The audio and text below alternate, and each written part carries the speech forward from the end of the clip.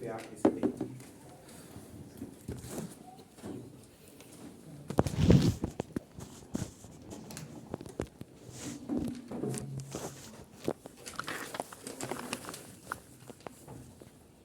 Es un acrónimo en inglés que se usa para recordar los signos de alarma de un ictus.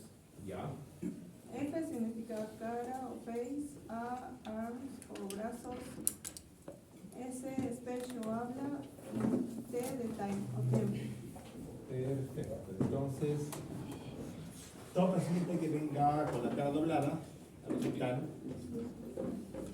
se dobla la cara así por todo el tiempo. Brazo o pierna sería A, ¿no es cierto? Y ese es el speak, es el que no puede hablar. O habla disarticulado. Eso es suficiente para que tú diagnostiques un ictus. ¿De acuerdo? El diagnóstico es un ictus. Lo que tú no sabes clínicamente es si el diagnóstico es un ictus isquémico o es un ictus hemorrágico. ¿Ya? O sea, hasta aquí es pura clínica. Pura clínica. ¿De acuerdo? Pero cuando tu paciente llega de emergencia, llega al hospital, a emergencia, entonces tú tienes que determinar si el ictus es isquémico o hemorrágico. ¿De acuerdo? Hay dos posibilidades: que sea isquémico o que sea hemorrágico. ¿De acuerdo? Y la única manera de distinguir entre uno y otro es pidiendo una TC sin contraste. ¿De acuerdo? En el ictus isquémico se espera que la tomografía sea normal. Sea normal. ¿Ya? Máximo deberían pasar 4 horas, ¿ya? Entre que tú veas la tomografía, o sea, entre que llegue el paciente desde que la zona de general ictus, desde ANTA hasta el seguro, hasta el hospital regional, ¿ya? Debería de pasar máximo 4 horas. Si pasan más de 4 horas ya no se puede hacer nada. La idea es trombolizar a los pacientes en ictus. ¿A quiénes se tromboliza? Los que tienen tomografía normal y están dentro de esta ventana de 4 horas. ¿De acuerdo? ¿Ya? Ahora, si la tomografía me sale hemorragia, en mi tomografía me sale hemorragia, ya, entonces obviamente el manejo es diferente, ya sería un ictus hemorrágico. Y en ese caso, ¿qué tengo que pedir por imágenes?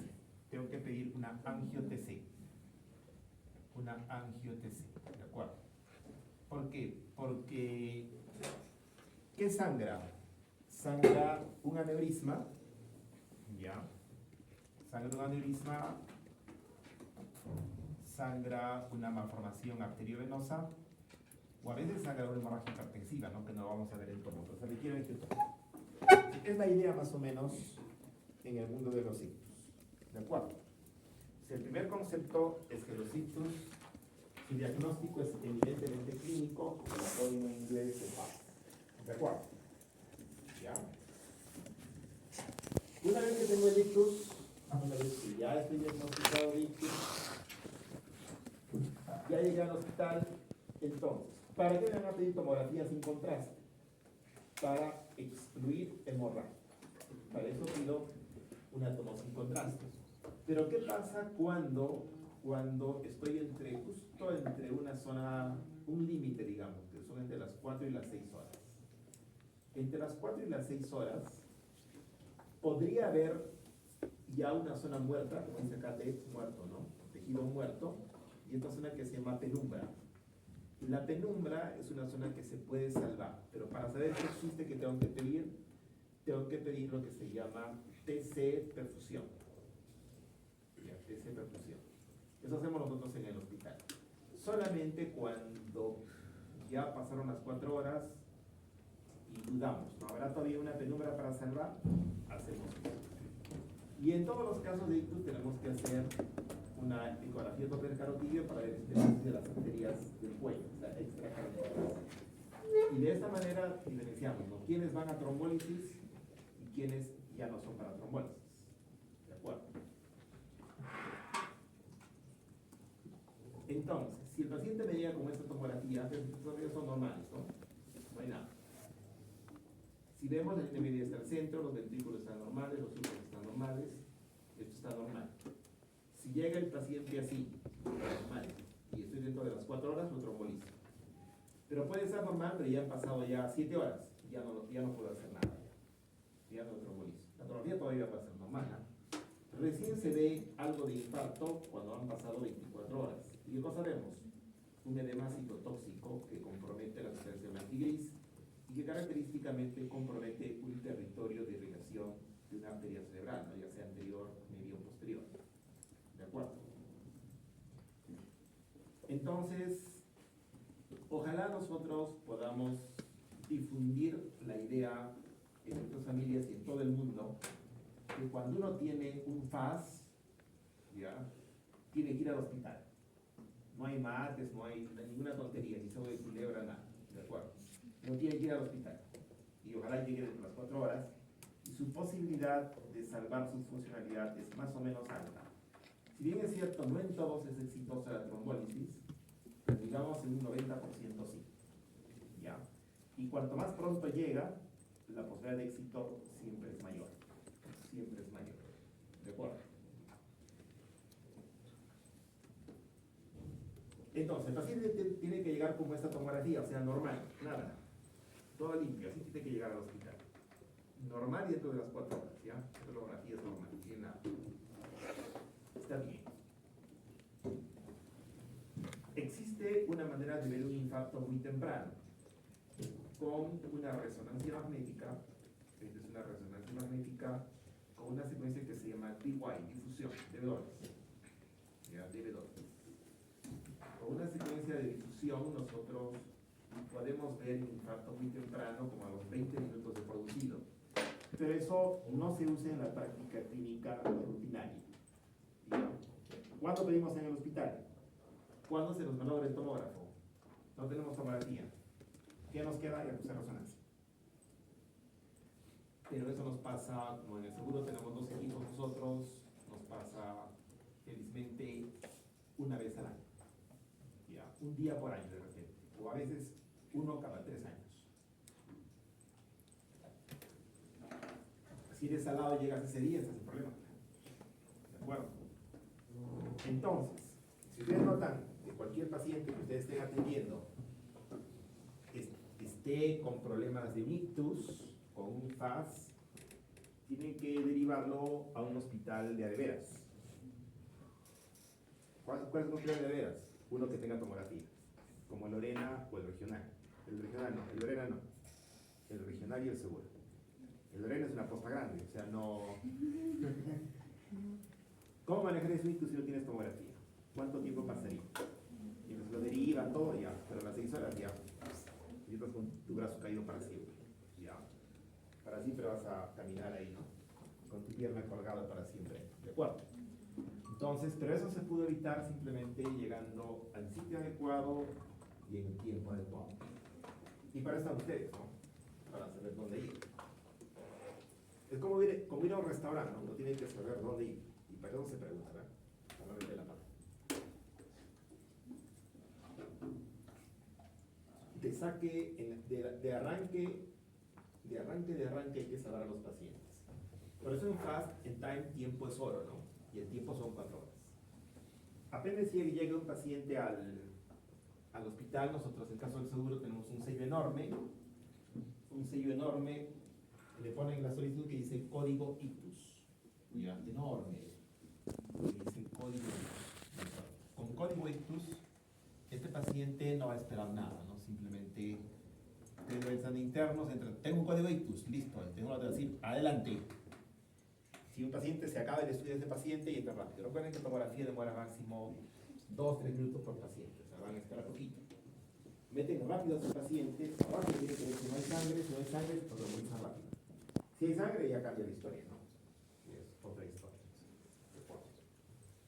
Código ictus entonces, ¿ya? El tiempo es 0. Y solo son 4 horas, de 4 horas de dudoso.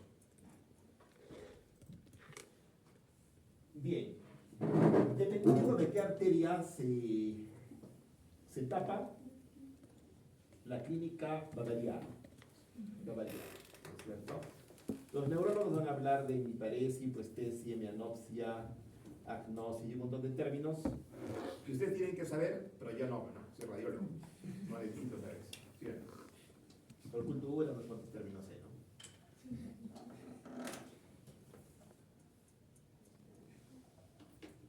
Pero el lenguaje técnico en sus informes tiene que decir todas esas cosas, ¿no? Bueno, lo importante es que todos hacen una especie de FAS. Y en la vida hay que ser práctico. Ya todos tienen un FAS. Finalmente,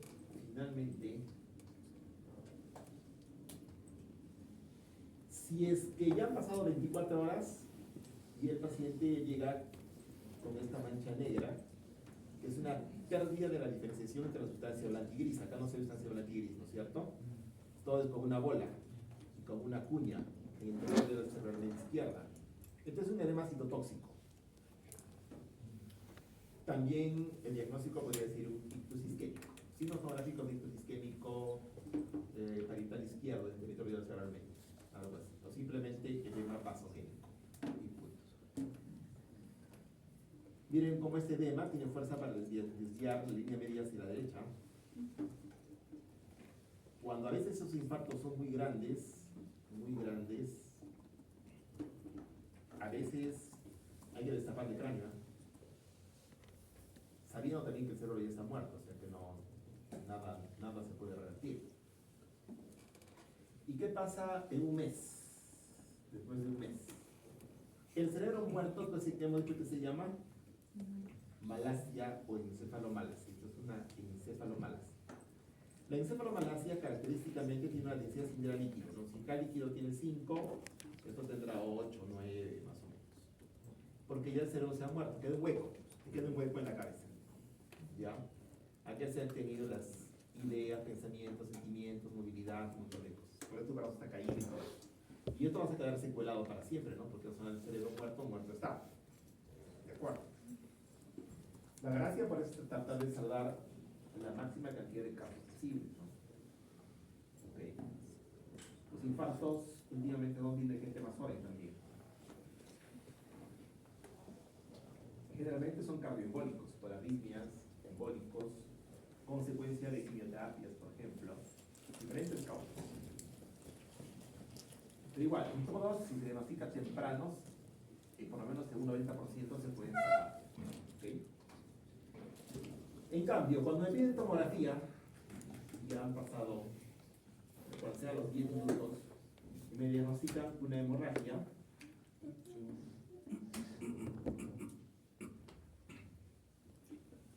vemos sangre. Si mi tomografía ven sangre, como en este caso, que no sangre acá, hemos dicho que tienen que pedir una angiotomía.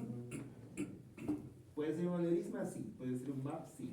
Pero al final eso es, como en este caso, simplemente era una hemorragia hipertensiva, ¿ya? La hemorragia hipertensiva es la principal causa de ictus hemorrágico. ¿De acuerdo?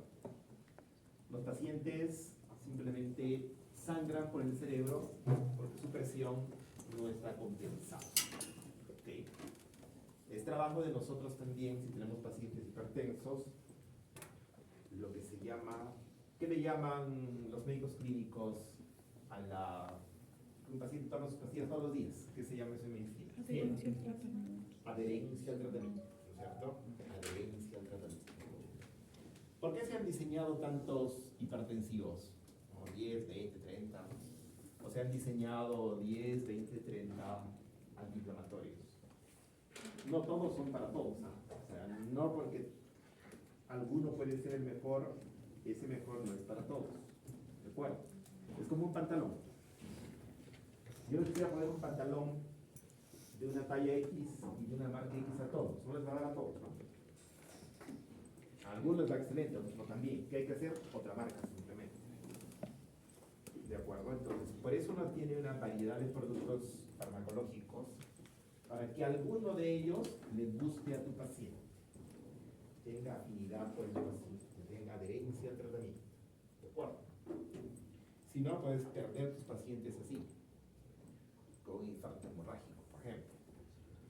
Y la idea es que no.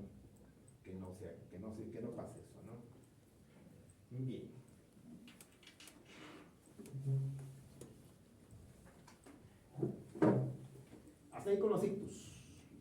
Ahora vamos a ver enfermedades vasculares no isquémicas.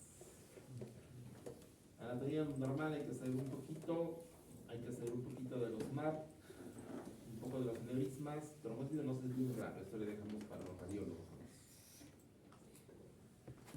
Listo. Los MAP, como pueden ver acá, tienen una arteria aferente que nace generalmente de la espiral media o alguna arteria por Willis, la arteria aferente que nutre el MAP. Las venas eferentes van a drenar en los senos venosos. Mientras este ovillo vascular esté intacto, el paciente podría tener cefalea o podría tener nada. Generalmente, en la mayor parte de casos, cuando vienen al hospital, cuando sangran, como en este caso, tengo una hemorragia. Si una hemorragia, como les digo, las posibilidades más grandes son o es un MAP, o es un aneurisma, o una hemorragia hipertensiva. En este caso, vemos la sangre, le han pedido un angiotomo, una angioresonancia, y se ha visto acá el MAP, la malformación arteriovenosa, que es culpable de este sangrado, que hay que atacar la malformación para que el paciente le vaya bien. ¿De acuerdo? En este caso que tengo acá una angiotomografía, ¿no? Acá tengo la cerebral media, independiente de ella, una dilatación aneurismática vascular que se llena con el contraste, pero no hay sangrado, o sea, no está rota. ¿Ya? Hay pacientes que se les hace tomografía por otros motivos y se diagnostica un aneurisma cuando no se ha roto. Entonces, eso eres un recontrasortudo, ¿no? Recontrasortudo. Entraste para que hagan la toma porque pensaban que tenías alguna cosa en la cabeza. Y uy, diagnóstico de un MAP. Eso se va a operar y te vas a curar al 100%. Varias personas se mueren con esto, ¿no? Se rompen y ya no llegan al hospital. Se mueren, bastante gente. Varios huérfanos también quedan por culpa de esto. Mujeres que mueren jóvenes. A veces después de la luz, así. ¿Por qué? Porque esto ya lo tenían siempre, ¿no? Lo tenían siempre. Simplemente que al incrementar la presión abdominal y todo eso, ¡pum!, se rompe, se aneurisma. ¿Sí? Si no es un sangrado severo, ya no se puede hacer nada. Hay muchas muertes súbitas por culpa de estos aneurismas. ¿De acuerdo? Por eso que cuando una persona le diagnostican esto, a toda la familia hay que hacerle una angiotomía. Porque varios podrían tener esto. Tiene un componente hereditario. ¿Ya? Y si se opera a tiempo, ya pues felicidad para todos. También se trata por radiología intervencionista esto, dependiendo del tamaño. ¿Ok? Bien, entonces, cuando se rompe ese MAP, ¿el paciente con qué viene? Con una hemorragia supracnoidea como esta. Tengo sangre en lo que se llama la estrella de David o la cisterna supraestelar. Tengo sangre acá en los valles silvianos. Tengo sangre en la sonrisa, que es la cisterna cuadrigémina. Tengo sangre en la voz del cerebro. Cuando informo, tengo que decir que es un Fisher tanto, corroborar mi examen he dicho, y punto. Diagnosticado el caso. ¿Okay? Bien, hasta ahí entonces con la parte vascular. Ahora vamos a las infecciones del cerebro. ¿Okay?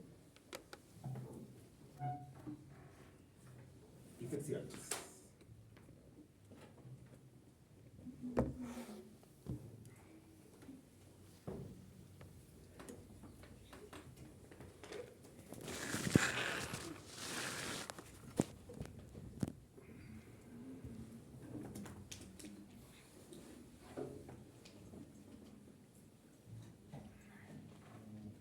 Bien, entonces, en general las infecciones se comportan como un edema vasogénico, ¿no? Es que hemos dicho que tenemos ahí una mano, ¿no es cierto? Que es el edema vasogénico, puede tener 4, 5, 6, 7 dedos esta mano. Compromete la sustancia blanca, ¿ya? Segundo, la mano siempre agarra algo, ¿ya? pero no se ve en la fase sin contraste. Siempre le vas a poner contraste, siempre para ver qué cosa, lo que se llama lesión nodular con realce de contraste en anillo, ¿ya? Lesión nodular con realce de contraste en anillo, rodeado de un edema vasogénico, ¿no? En forma de deditos. Eso es una infección, ¿de acuerdo? Entonces, ¿qué tengo en mi tomografía con contraste? En la parte oscura es el edema. Y acá tengo la lesión nodular con realce de contraste en anillo. Entonces, eso es una infección, es un absceso. La etiología dependerá de qué tipo de paciente es. En el paciente inmunocompetente, como en nosotros, la máxima posibilidad en nuestro medio al 95% tuberculosis. Si tuviéramos VIH, ¿qué sería eso? Toxoplasma. Toxoplasma. La primera posibilidad. Se parece a podría ser un cisticerco, fase vesicular coloidal, algo, ¿no? Pero en vesicular coloidal el edema es más pequeño los cisticercos. Pero algo también pudiesen parecerse, ¿ya? En general son infecciones, ¿de acuerdo? La meningitis, su diagnóstico es más clínico y comprensión lumbar, ¿no? Las encefalitis se pueden ver de otra manera también, fotografía y resonancia. Entonces, generalmente, estos son accesos, ¿ya? Quiero que conozcan sobre esta lesión. Lesión nodular con realce de contraste en anillo. Es un anillo fino, ¿ya? Es un anillo fino. Entonces, los abscesos tienen anillo fino y un gran edema. Bien, entonces,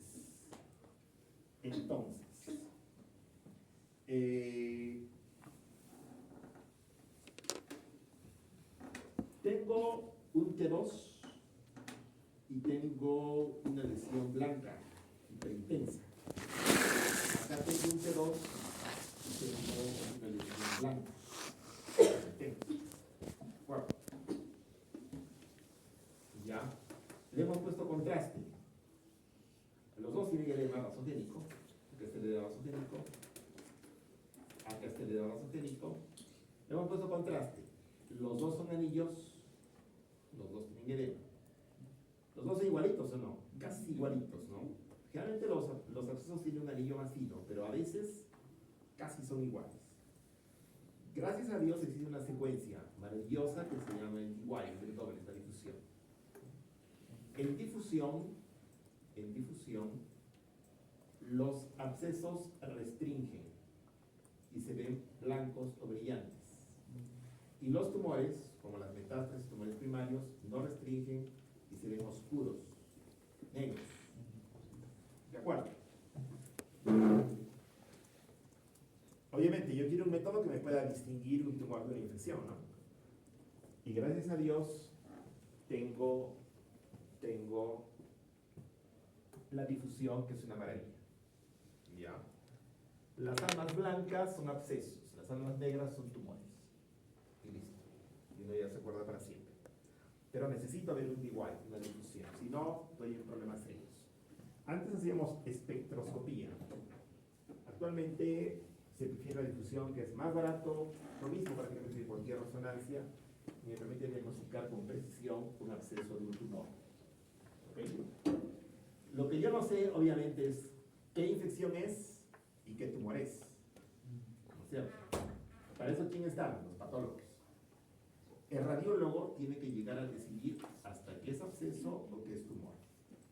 ¿Ya? Y ustedes, lo único que tienen que saber o suponer es que el paciente tiene algo creciendo en su cabeza. ¿Ya? Y eso significa cualquier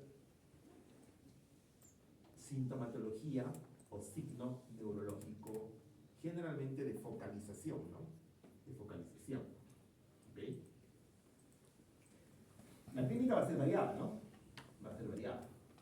¿Este paciente podría convulsionar? Sí. ¿Podría tener hipertensión intracraniana? Sí. Cefalea? Sí. O sea, cualquier cosa. Finalmente, las imágenes van a decidir el tema. ¿Ok? yo voy a hablar de ese tema, pásenme el grupo que va a ver ese tema a su folder. Folder FLAP.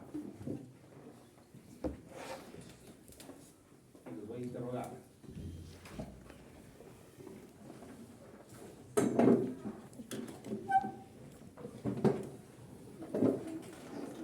A ver.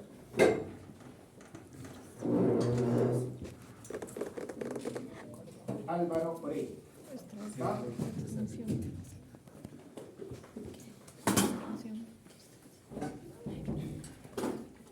Los cerdos en esta enfermedad de la neurocisticercosis, ¿qué papel juega? ¿De qué se enferma el cerdo? ¿De qué le da? Doctor, es un huésped familiario le da la cisticercosis ¿En qué parte del cuerpo? en los músculos. En los músculos y al igual que los humanos, en el cerebro. ¿De acuerdo? ¿Ok? André Peláez. Presente, doctor. Ese cerdo, ¿cómo se ha contaminado? ¿Cómo le ha llegado el cisticerco al músculo?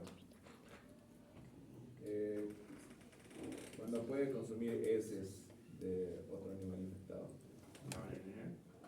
Come ese sí, pero no de un animal infectado. Con heces con lara, sería, doctor. Sería come heces de un animal racional infectado.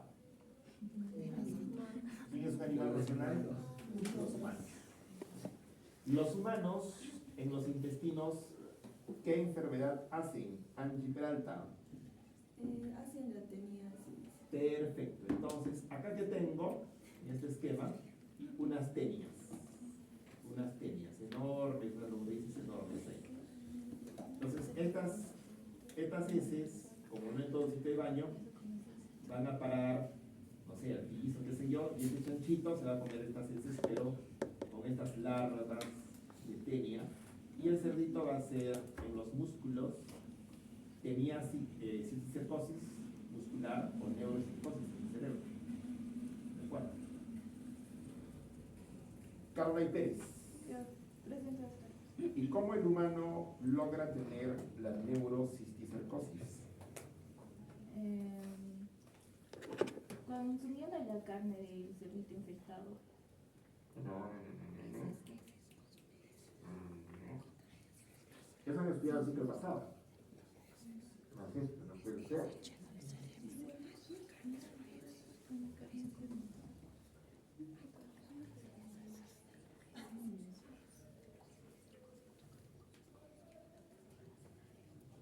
O sea, llega a consumir como que los huevitos de en las heces. Perfecto. Los humanos se enferman por comer caca de gente. ¿De acuerdo?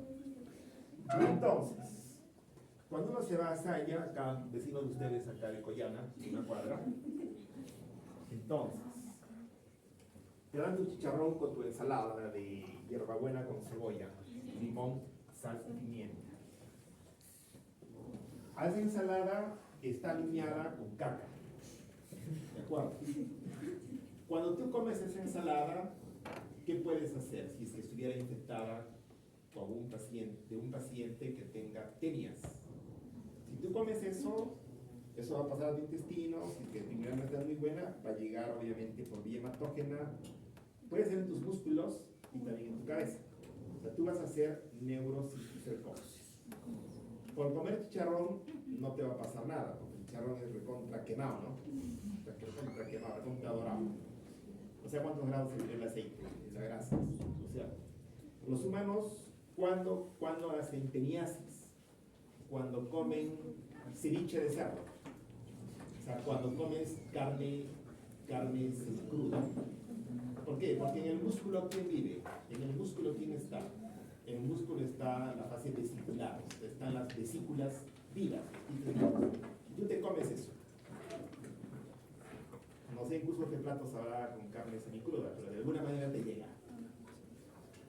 Pero para lograr hacer teniasis, tienes que comerte carne mal cocida. No necesariamente cruda, mal cocida de cerdo. Y te infectas de teniasis. artículo que se llama Neuropsicosis ¿cómo se está en Israel? ¿Cómo se llama el artículo? O sea, más o menos la idea cuenta que, bueno, es un país donde no se come cerdo, pero igual hay una enfermedad. ¿Por qué? Porque la cocinera de esa familia, ¿de dónde era? De Saya, ¿no? De Saya. ¿No es cierto? ¿Entendía la idea, no es cierto? Ya. Los alumnos tienen que saber las cosas en fácil. En fácil. Tu paciente va a preguntar, doctor, ¿y por qué he hecho una enfermedad? Tienes que explicar. Pero más bonito que lo que yo les he dicho. Lo mismo, pero que suena más simpático. ¿De acuerdo? Porque hay que entender las cosas con facilidad. En forma fácil nada más. ¿Ya? Una cosa es un informe médico, donde yo diré, presencia, no sé, neuropsicosis en fase vesicular coloidal, todo eso es científico y médico. Para el populorum, para los pacientes, hay que decir claramente lo que yo les he dicho. ¿De acuerdo? ¿Ya?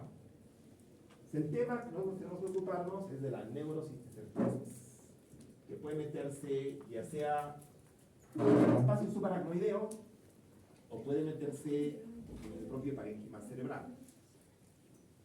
¿Ok? En la forma, cuando está en el parénquima, hay una fase vesicular, que es esta de acá, ¿no es cierto? Tengo el parásito vivo, y esto que se llama el escolex. La fase vesicular coloidal, donde hay edema, la fase nodular granulomatosa, la fase calcificada. La otra forma es la forma subaracnoidea, ¿no? Que es otro tipo de... Lo mismo, pero que se ubica en el estado subaracnoideo. ¿Y qué pasa cuando estos quistes se ubican en los ventrículos? El paciente, ¿qué va a hacer? Sale un quiste de los ríos. Hidrocefalia. Perfecto. ¿De qué tipo? ¿Comunicante o no comunicante?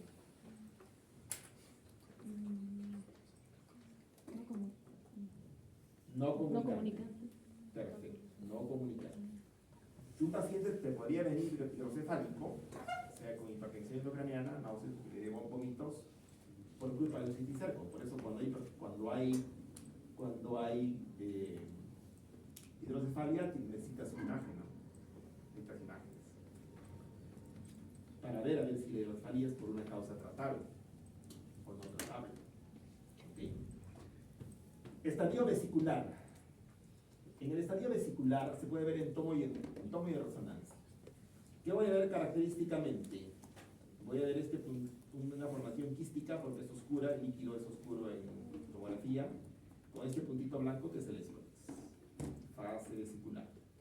¿De acuerdo? En la fase vesicular también se ve resonancia, excelente un T1, ¿no? En un T1 el líquido oscuro del quiste y la parte blanquita del escolex. Luego tengo la fase vesicular coloidal que se da cuando el parásito se muere. ¿De acuerdo? ¿Qué voy a tener?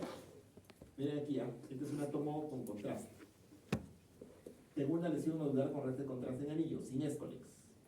Pero esto que está al costadito, ¿qué cosa es? Edema.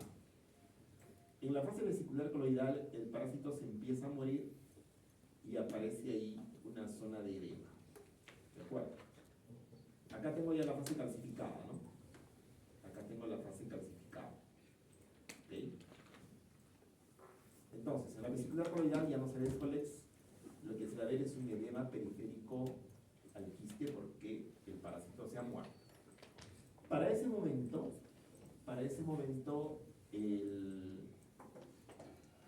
el dolor de cabeza del paciente es brutal por el edema. ¿Ok? Bien, resonancia magnética. Alan Solís Fernández. ¿Qué secuencia es la de heredero?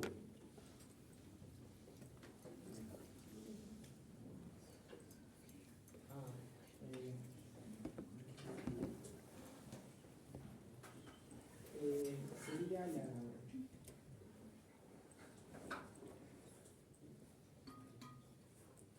Sería L1. Perdón, T1. En los T1, los líquidos, ¿qué color son?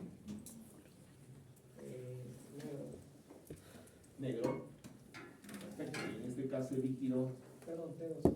si es color el color es blanco, ¿no? Blanco. Entonces sería un T2.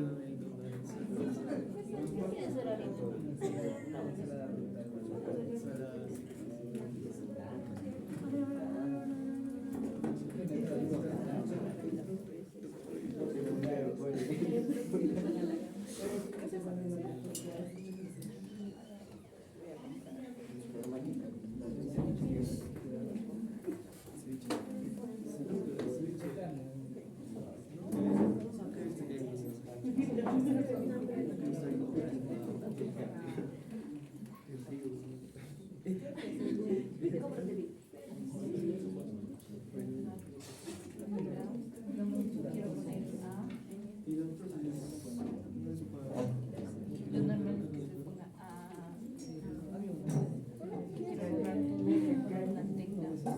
después de 1000 años.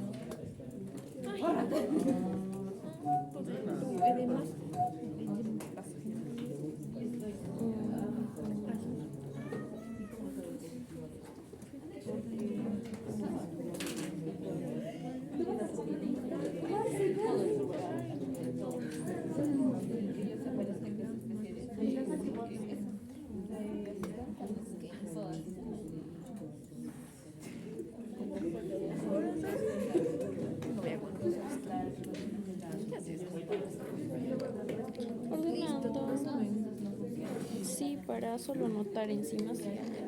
Para pasarme. Bueno, igual siempre te Después te pausa tu video que está grabando en el techo.